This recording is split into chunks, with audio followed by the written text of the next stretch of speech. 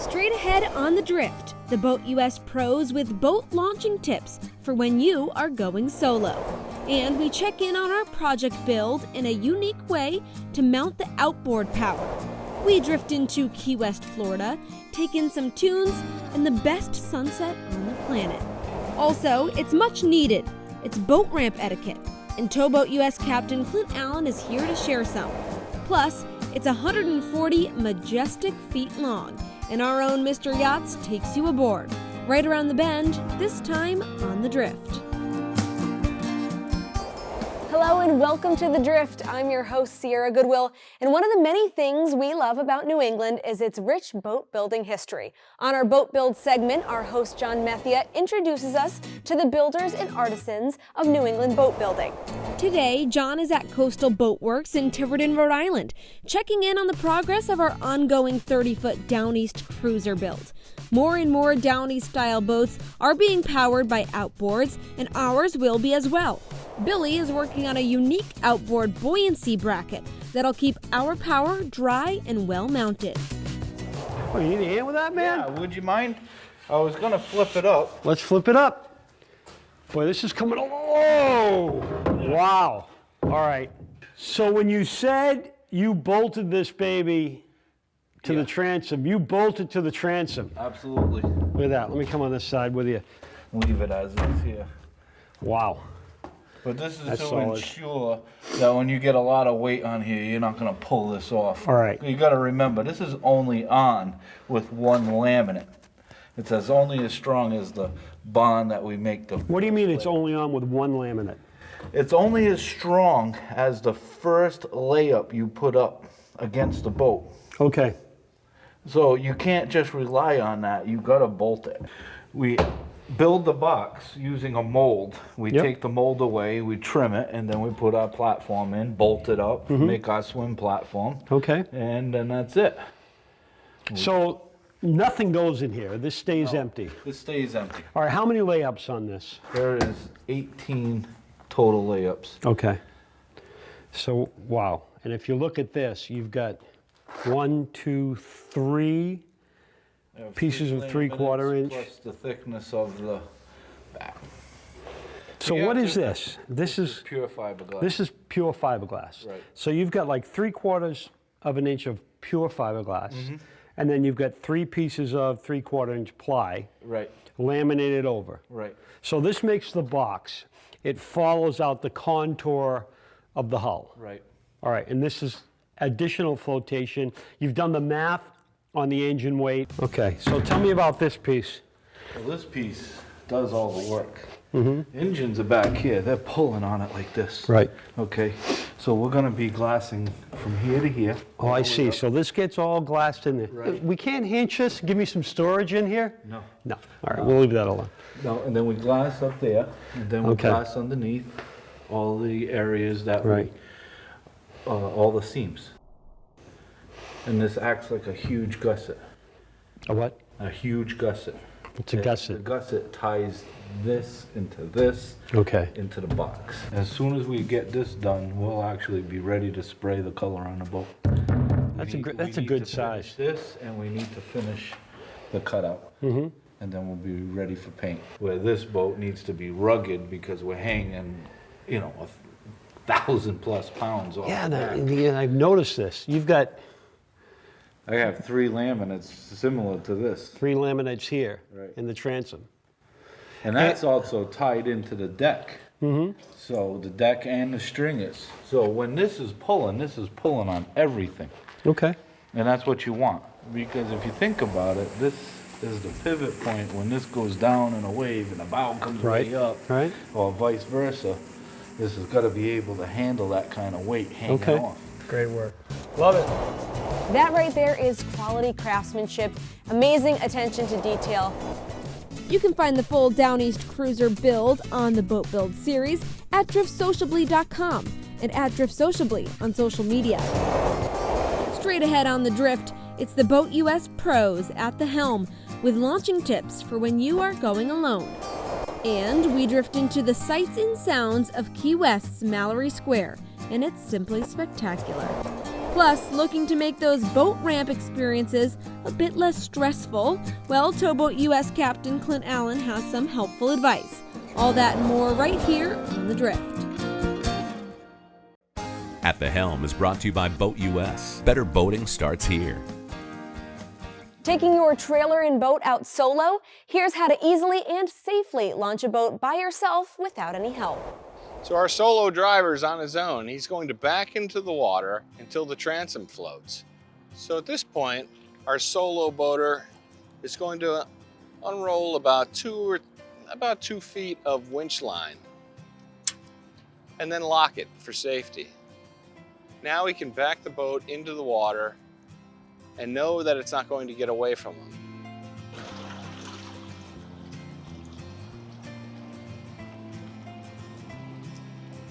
He's only using one line since he's by himself. It's attached to the bow cleat, and he's run it back to the stern cleat. This is going to give him control to back the boat away down the dock if he has to, if it's a busy launch ramp. He unhooks it, pushes it off, and now he has his one line for control as he gets back up on the dock and walks the boat out of the way. With the boat secured on the dock and out of the way in case somebody else wants to launch, now our solo boater can pull his rig and trailer out of the way to the staging area, park and come back and get to boating. For more At the Helm with Boat US tips and tricks, visit BoatUS.com because better boating starts with Boat US. Now it's time for my favorite segment, Drift Into. Today, we tie up at Key West. If you're going to Key West, you can't miss Mallory Square. Mallory Square has always been the hub of the Key West social and commercial life from the time of the city's beginning in the early 1820s. Fast forward a century and a half, and you'll find that Mallory Square is still the center of Key West, with shops, live entertainment, and the most spectacular sunsets to be found anywhere. We found Megan, a talented musician who has been performing on the square for several years. I started here when I was 14 because I needed a job, and they don't hire kids at 14 because, child labor laws. So my aunt used to work down here selling like t-shirts and elephants and stuffed elephants, and she was like, well, if you're a musician, you can go down there. So I sit down here for about 2 hours a night and just kind of play what I feel. I don't have like a set list, and I don't get paid to be down here. I just work for tips.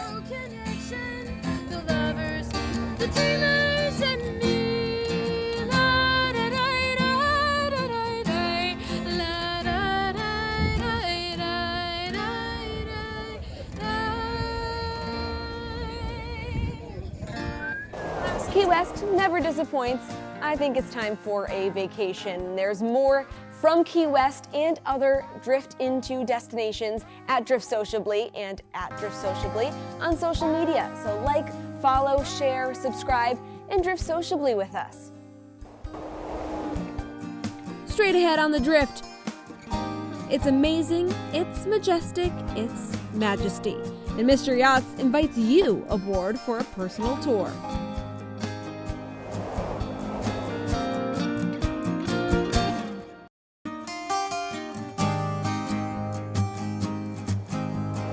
The Drift Podcast can be found at driftsociably.com. This time on From the Cast, our host John Methia sits down with those in the know of the boating industry, talking techs and tips, fun and sun. With us again, Clint Allen, Towboat US Captain, and he knows all about this subject today. Oh, yeah. Boat ramp etiquette. We've seen it. We see it all over social media. We'll get to the fact that I can't see how brand new F-350s end up in the water. But let's first talk about the etiquette of the boat ramp. There are people who take their lawn chairs out. They don't own boats, but they take the lawn chairs out and they go to the marina or the ramp just to watch people try to launch their boat. Mm-hmm. Go. What do you think? What do you see mainly as the issue? Just people not being considerate of other people. We'll start with that. if you try to be considerate, you wouldn't do, if you thought about being considerate, you wouldn't do the things that people do. If you, given all the years that you've been around boat ramps, you've been on a boat, you've had a boat, and you've been in the boating business, number one would be? I think just not preparing your boat in the parking lot.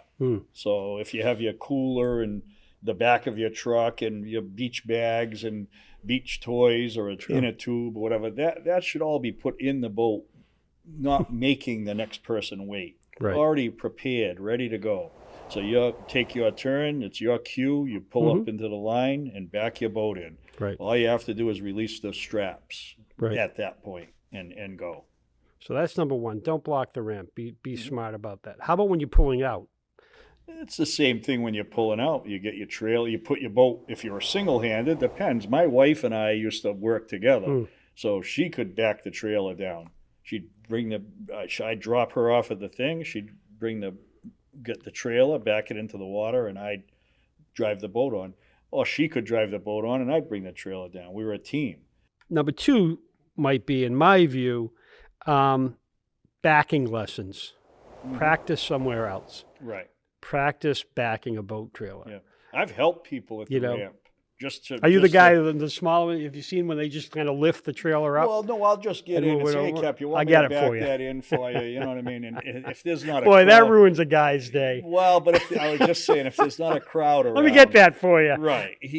They're more apt to accept your help when there's not a crowd around. But if there's a crowd around, then I can do it. Well, no, you can't, because you have this thing jackknifed and everything else. Hey, and listen, man, it's not easy to do.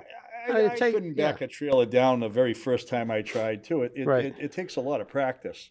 But like you said, practice in the Walmart parking lot or something. Right. You know? Take your boat trailer out and practice backing. And try to get proficient at everything you do. And again, you're a beginner boater. Nobody expects you to be like a NASCAR crew in 10 seconds have your boat. What would you give as a tip on backing a trailer? I've heard hold the wheel at the bottom and do this, and do small moves with the wheel as opposed to trying to oversteer as you back. So I've always been the guy that looks through. Oh, yeah, that guy. Yeah. Yeah, But I can back a trailer in.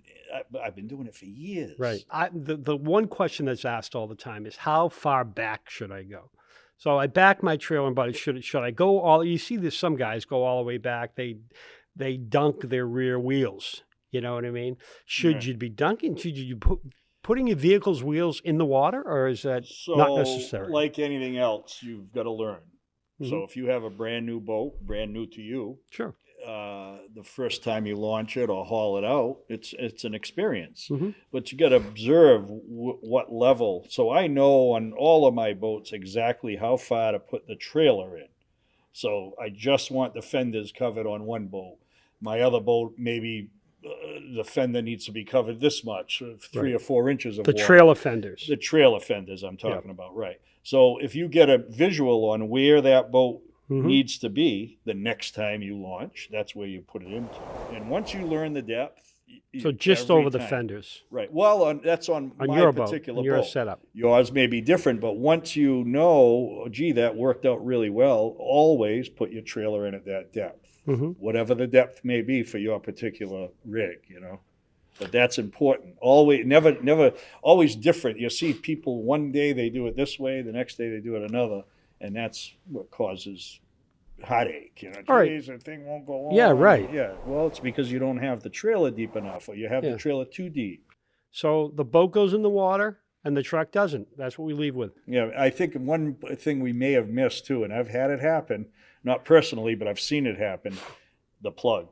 The plug. You got to put your plug in. You got to put your plug in. Yeah. It's a basic. Yeah. You know what? It happens, though. It happens all the time. Yeah. It happens all the time. We haul our boat so frequently to change the oil. So we're running 4 boats.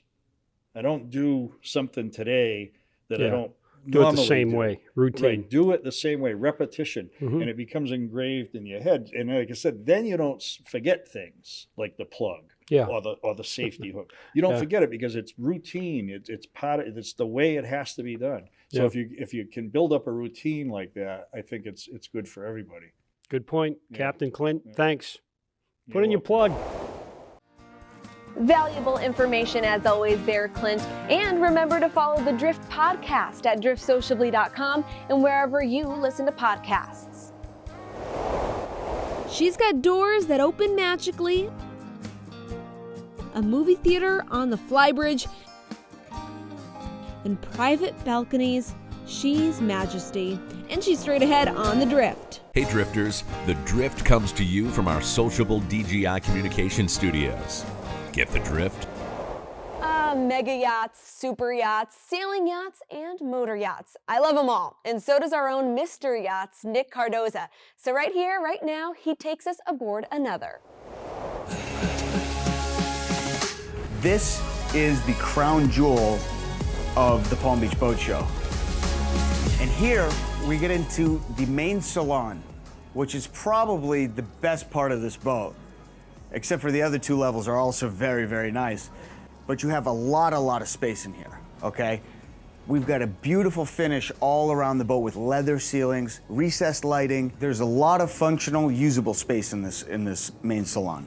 A boat of 140 feet, you could probably entertain anywhere around 50 to 100 people and not feel cramped, which is pretty cool. All right, and my favorite thing about this salon is the natural light. Just check out the floor-to-ceiling windows all around. It's almost like you have a 360-degree view. I mean, granted, the front you don't have, but you know, you just feel almost like you're outside on this boat, which is pretty cool. And this table with the Stingray, the finishes on this boat are absolutely gorgeous. I also want to point out the flow and the color scheme. Now, I have to remind you that this is designed by Cristiano Gatto, one of the top interior designers in the world, and it shows. Look at this galley. They've spared no expense. They've got marble countertops. This is a bigger galley than most people's kitchens at home. And then what's really smart from a design perspective is that the crew have their own entrance at the back, so they don't have to walk through the common areas of the boat.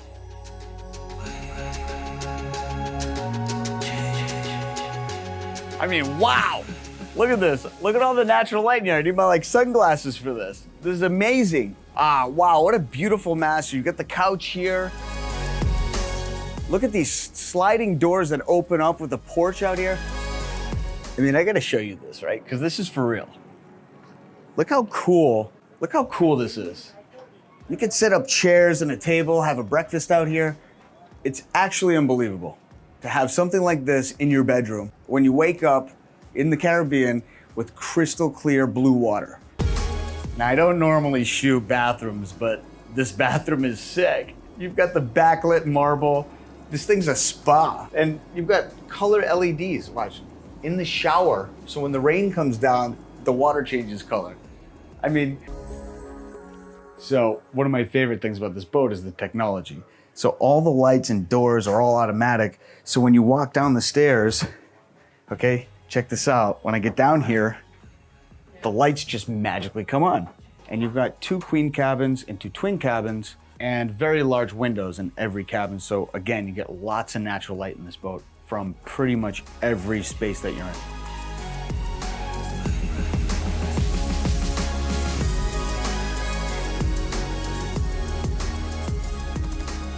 So one of my favorite areas of this boat is the foredeck, right up on the bow. Who does not want to be up here? This is so cool. It's right in front of the helm, big table, tables, couches. And just let me tell you from an experience point of view, when you're up on the bow cruising around, you hear nothing. You feel nothing and you're just cruising along. You just hear the water. It's pure bliss. Captain's got one hell of a captain's quarters here. This is one heck of a helm station. Now we get to probably one of the coolest sky lounges I've seen on any yacht with the best service bar ever. I mean, it's like practically an entire kitchen, is it not? Just check out the furniture arrangement and the design of this, the layout. It just feels so comfortable. You've got floor-to-ceiling glass windows, lots of natural light. Automatic doors, how cool is that? Now, recessed lighting all around. This boat is absolutely beautiful inside and out, but Now you get to see what you get when you take full advantage of a 27-foot beam, okay? You got a lot of space here. You've got a 4-top that can be converted to an 8-top, a big bar here, because everybody needs a bar. And by the way, there's a bar on every level of this boat, and cooktops. And you've got couches all around the perimeter of the boat. So you really got what I would consider a balcony with the best waterfront view that money can buy. Okay, so you know I saved the best for last, right? Because this flybridge is probably one of the best flybridges on a 140 that I've seen in a long time. So check out this jacuzzi. How fun does that look? You've got a huge sunroof that opens and closes. You've got a big table here. You got a davit for a slide. Everybody needs a slide. You've got a huge cooktop here. This is the Dream Flybridge. And believe it or not, there's a movie theater on the flybridge, which is pretty cool. You've got this TV that comes down from the ceiling. Each side of this boat has a porch that goes out about 3 feet on each side, which adds up to about a 32-foot beam, which is a lot of space. All right, so I want to show you a very special part of this boat, which is the beach club. So just picture this. Garage door flips up, swim platform in the water. You've got all this space with a bunch of couches, and you're just chilling, listening to music. You've got crystal clear blue waters all around you. You've got the toys out. This beach club is second to none. It's very well designed, and it's one of my favorite parts of the boat. What a fabulous floating mansion that is. For the full tour of this beauty, visit driftsociably.com. Well, Drifters, that's it for this time. As always, thanks so much for joining us at the social place for boating, The Drift. For more content like this, like, follow, share, and subscribe to The Drift at Drift Sociably or visit us at driftsociably.com. For all of us here at The Drift, I'm Sierra Goodwill. Drift Sociably. Get the drift?